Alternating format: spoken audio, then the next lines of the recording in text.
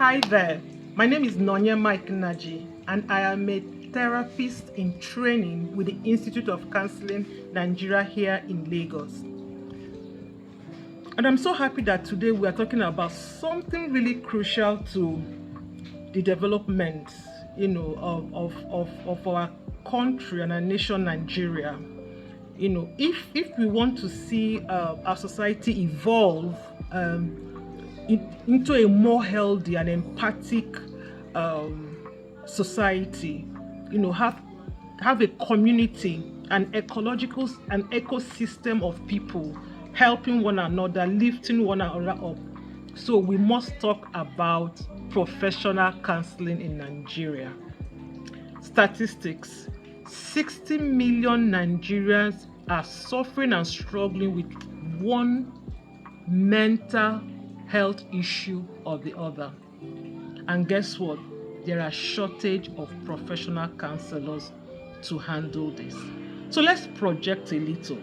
So we envisage an epidemic of people who need help and cannot get help, or at least the appropriate help that is needed. Professional counseling in Nigeria is a taboo for you to have a mental issue. It's like you're being told you have to be strong enough.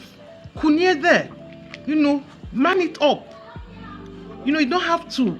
Why are you crying? Why are you, go to the gym, talk to your pastor, talk to your friends. All that's laudable. But there are issues that will need a professional counselor to handle it. There is a need and there is an appropriate place for professional counseling. And that's what we are talking about today.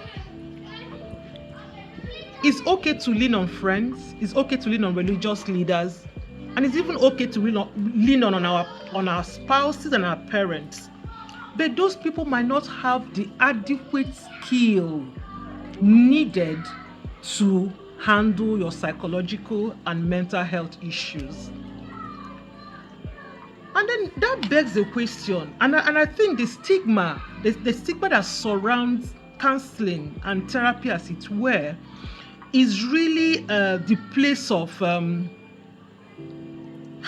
would I actually pay someone to just talk about my issue?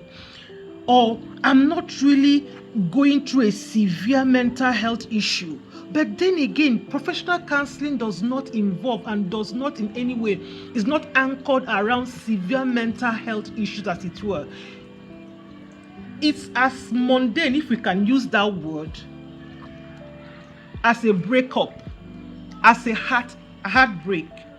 It's as little as your career stress. And it is as little as you can even think of.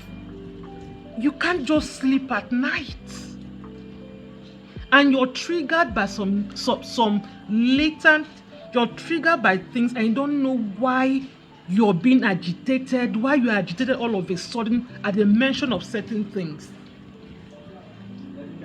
Everyone does need help sometime.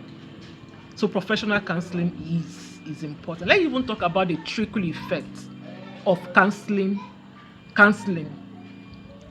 When people who need help receive help, they become healthy individuals. Healthy individuals will raise up healthy families, and healthy families will make up healthy community. Imagine it. If we had a society that was empathic, because hurting people receive the appropriate help. Let's talk about guardians and counselors. For example, let us take guardians and counselors in high schools, for example. Statistically, every 2 high school out of 5 doesn't have a guidance and counselor.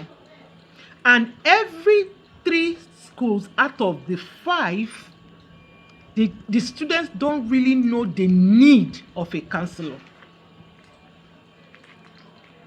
And from professional counseling, from what I have got to know from the training, from these previous months in the classroom, going through this rigorous training, is that it is intervention, intervention, intervention. When issues are nipped at the bud, we avert violence, we avert domestic violence, we avert substance abuse, we avert addiction. So we cannot get intervention when we don't start from the grassroots. And in my mind, if grassroots was a thing, guidance and counselors in primary and high schools are the basic, should be like family doctors to our children. They are the ones that stay with the children. They are the ones that notice things. They are the ones that will see the peer pressure on your child.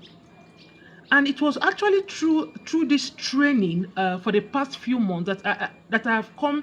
I now have a burden, and I'm going to dedicate my NGO to empowering the voices and the place of guidance and counselors in Nigeria.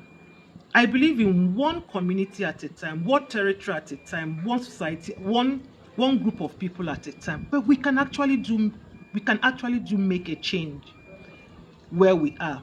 So is professional counseling important in Nigeria? Oh my goodness, it is. And can we see a Nigeria that embraces professional counseling? Yes, of course. If Nigerians can actually start wearing their safety belts, anything is possible. Remember 5 years back, or even 7 years back, when people couldn't wear their safety belts until it was penalized by the government, and everybody started just perfect behavioral therapy, and everybody started wearing their safety belts. And I was in Kenya the other day, and the Uber that took me didn't wear his safety belt, and I said, come on, something is missing here. And then it struck me, the Uber guy in Nairobi was not wearing his seat belt. Can you see the cognitive restructuring there?